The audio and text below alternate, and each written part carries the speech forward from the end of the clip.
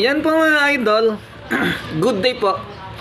Meron na naman pong lalamayin ng assistant ko nito. Ayan po ang materyales. Ayan.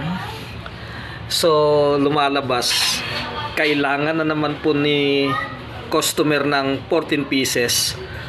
Ayan po ang materyales, 14 pieces. Meron po tayong sample dahil gumawa na ako ng sample para pagka umulit si customer, palagi na lang may sample, hindi na palaging drawing ang binibigay ko kay assistant.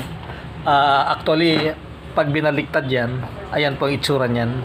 Tapos meron po siyang mga hand tap sa gilid. Meron pong threaded portion. Ayan, yan ang sample. Pagkatapos, ayan po, 14 pieces na naman po. Sinuswerte lang po at nakakatsamba lang po mga idol. Salamat po. Bye-bye.